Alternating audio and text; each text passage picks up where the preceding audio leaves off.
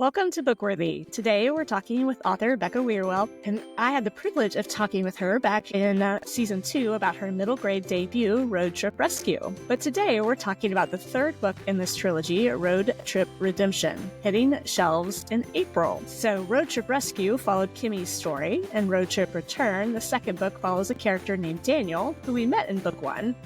And now, in the final book, we meet up with Jada, the one who rejected Kimmy before the start of book 1. And I can't wait to find out more about this character and her story. Welcome back to BookWorthy, Becca. Thank you so much, Valerie. I'm thrilled to be back on BookWorthy. We're so glad to have you here. Now, our random question of the week makes us think a little bit ahead of schedule from when we're recording this. I think right now it is in the 20s outside, if not quite the 20s up there in Pennsylvania. But we're going to think about summer. What is your favorite thing about summer? Yes, I am so excited you're asking this question because I am not sure we're even in the double digits right now in Pennsylvania. I'm not sure. We were not this morning. So my first thought when you said what's my favorite thing about summer is warmth, sunshine, anything along those lines. But more specifically, I absolutely love hiking during the summer, going camping if we can. And then since this is a book-focused podcast, I love writing outside. And so we have a picnic table on our back porch, and I love to go out there in the mornings when the sun is rising early, before the heat of the day has set in, and I'll go out there and write before anyone else is awake. Hopefully, my daughter's been waking up very early lately, but ideally before anyone's awake. And I just feel so inspired by being out in nature, by hearing the birds, by being out while the sun is rising. So I'm really looking forward to that about the summer. Most definitely. I have an early riser in my home too, and so there's not much I can get done before 6 a.m. most days. Yeah. We're lucky if we make it to 6 a.m. right now, but... Yes, we're lucky if we make it to 6 a.m., yes. And he's 11, so I'm sorry. Don't tell me that. My daughter is not quite, well, she will be 2 when this podcast airs, but... Goodness, so we might have a long ways ahead before she starts enjoying sleeping in. Yes. It probably, my 16-year-old is just now starting to sleep in. So, oh my. We got a bunch of early risers in our home. So, morning people, beware. Yeah, well, I can't blame her. I am a morning person, so I guess she gets it honestly. You'll just have her writing beside you eventually, right? Exactly. That would be fun. Well, tell us a little bit about this third book in your trilogy, Road Trip Redemption.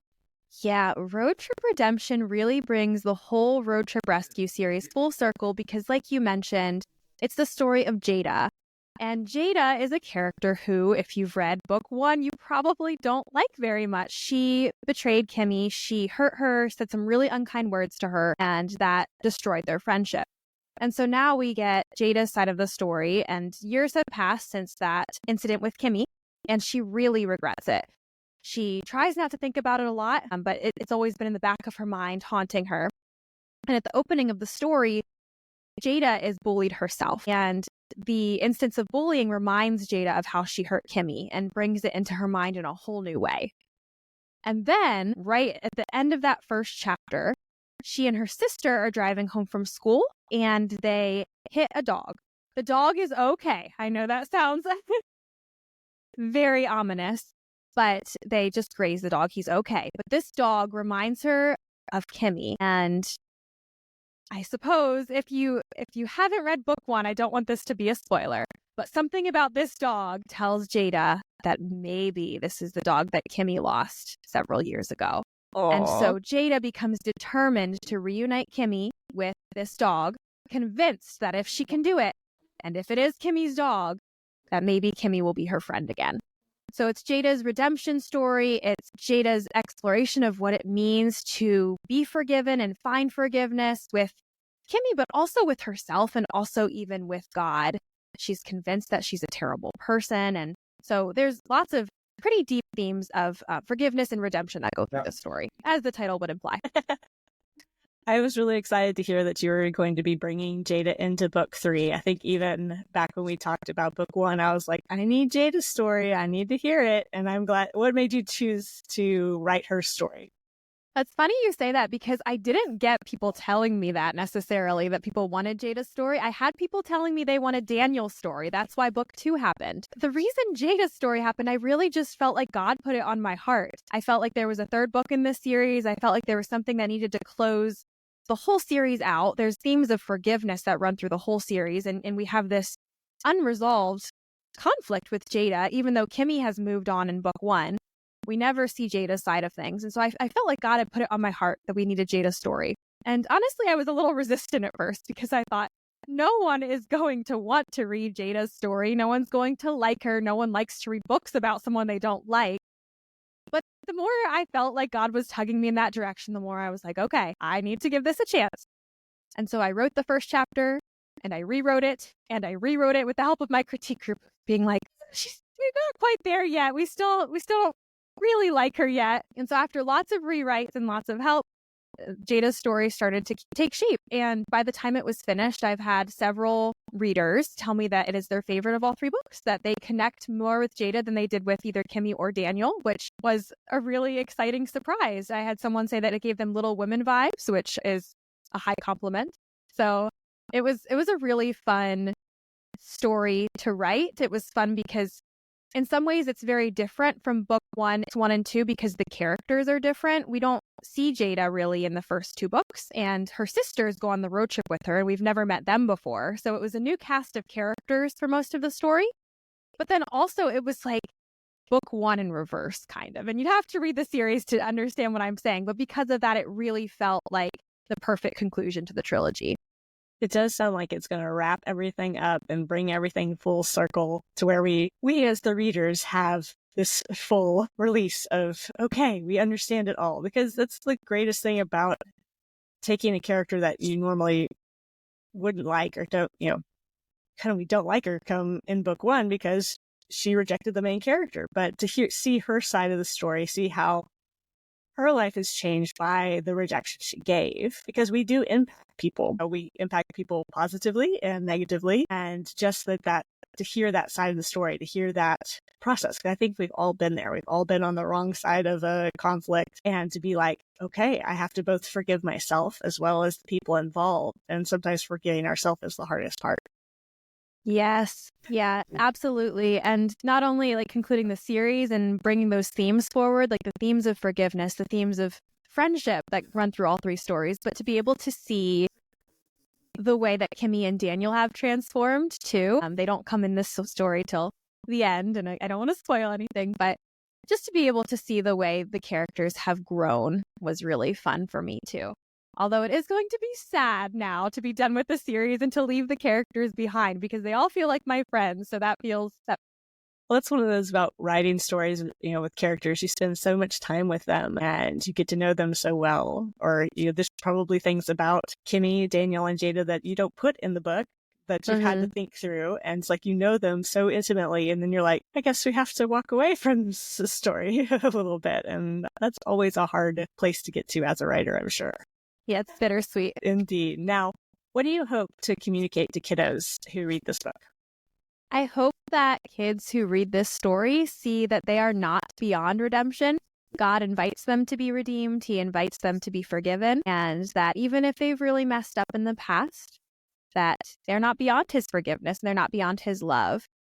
And I mean, not everyone who reads this story is going to resonate specifically with Jada's challenge in that she betrayed her best friend, but all of us have hurt someone, whether or not we've meant to. All of us have made mistakes. All of us have messed up. It's part of being sinful people who live in a broken world. And so to be able to remember that God is with us and he invites us to forgiveness and that we matter because we are children of God, that those are the messages that I hope kids get through reading Jada's story. What is it? I really, another reason why I'm excited about Jada's story is because in my own parenting with my kids, as they've been, faced bullying at school, God really placed it on my heart to think about the people that are doing the bullying and to pray for them. And it was kind of a turning point with me and my son is like, we don't know what their home life is like. We don't know anything about their story. And we don't know what's influencing them or any of that. So let's take a step in praying for them, that they know their worth, that they know their value. And it was really sweet to see my son's heart change a little bit, Mhm. to not be so mad and angry at these kids, which he had every right to be mad at, but to see a softer heart and be like, I don't know their story.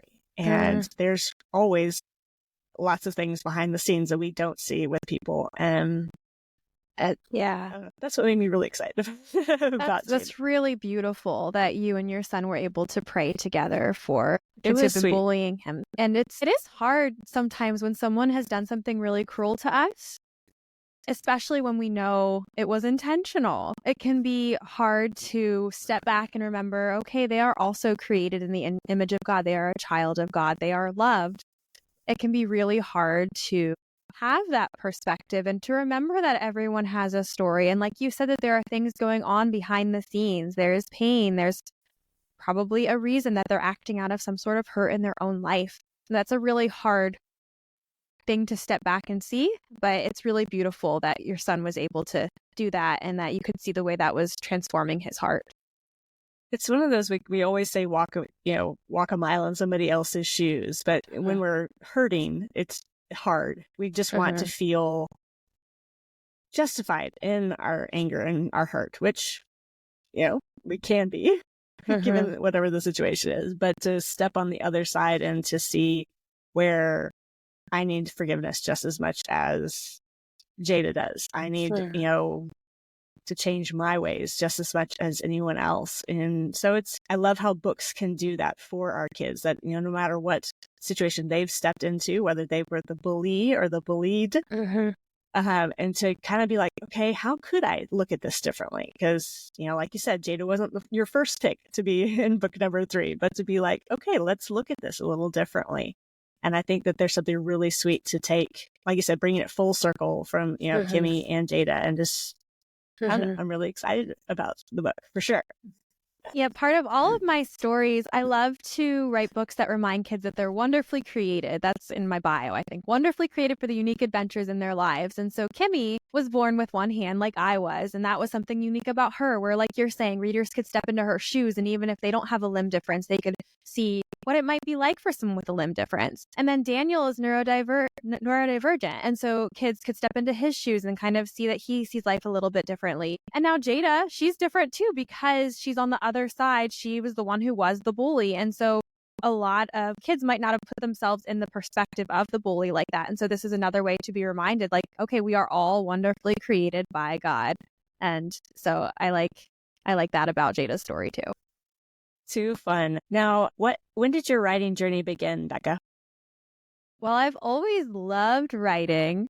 I'll try not to be redundant of the first time we chatted. I'm not sure how much of that story I shared there, but even before I could write, I was creating stories. I remember, and this is not an example to be followed, but I remember sitting in church and opening the hymnal. And when I should have been listening to the sermon, I would be looking at the hymnal and pretending it was a book and inventing the story in my mind. So that was before I could even write.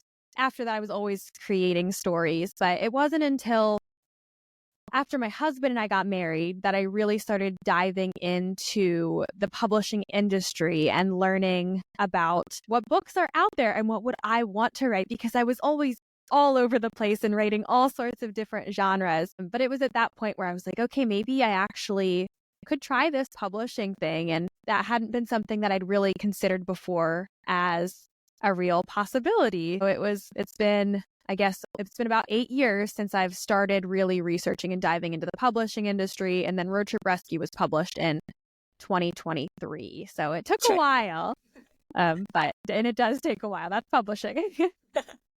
Yep. What good things are worth waiting for, right? Yes, absolutely. Now, you did choose to do a self-publishing route. What made you choose that path rather than a traditional publishing route? Well, for many years, I was on the publishing route, because when I first started doing that research, that's really what I found. It seemed, and I put this in quotes. You can't see it if you're listening, but I'm putting it in quotes because I don't really believe it, but I thought it was the right way to do things. And so that was the path I took. I had an agent, work with her for about a year before she ended up retiring from agenting. And she had sent a couple of my manuscripts out to editors, just didn't get any real interest. I ended up working with another agent. I can't remember how long we worked together, but same kind of story where she just wasn't getting a lot of interest with my stories. Road Trip Rescue was one of the books that she had put out on submission to editors. I had gotten a couple of offers from smaller publishers for, was it for Road Trip? It was either Road Trip Rescue or another manuscript. I can't quite remember now. And I got a couple of offers, and that wasn't even through my agent. That was more through going to writing conferences. But I just didn't feel peace about accepting them. And I was also working as a freelance editor. So I had started to form a lot of connections with people in the industry, like editors and like cover designers. And then I had some really, really good writing friends who were doing independent publishing and who were forming their own teams around them and who were loving the creative control and the control over their timeline and things like that. So I went back to the research drawing board and I was like, okay, why do I really want to traditionally publish? Does that actually fit with my goals? I made a spreadsheet, a research person. So I have this big spreadsheet that shows pros and cons of both in all these different categories. And through that, through a lot of prayer, through a lot of discernment, through a conversation with my agent, who was just wonderful and supportive and kind through the whole process, I ended up parting ways with my agent and deciding to independently publish Road Trip Rescue. I really wanted to be able to publish a book that had Christian themes in it, but was also accessible to kids who weren't from a faith background, that they could pick up the books and they could see like, okay, who is this God? And what does it mean that he's with me? What does it mean that he loves me? And so it was this balance of a story that I don't know that tons of publishers are looking for. And I loved being able to have the control over that and also just getting the book out there. I loved being able to be like, let's do this. Let's make it happen. I got to be involved in the cover design process and I got to get the book out while like my nieces are still young enough to enjoy them. And so I'm very thankful for this publishing path. I know that there are pros and cons to both, but it's been really joyful. It's always interesting to hear people's stories and how they choose or the journey that they go on in publishing, because it is so diverse and so intricate in all of the things too. Now, usually I ask what's your favorite book, but I have a little trick question for you. Since your daughter will be 2 soon, what is her favorite book or your favorite book to read to her? Great question. Okay, well, she loves books, which I am just thrilled about.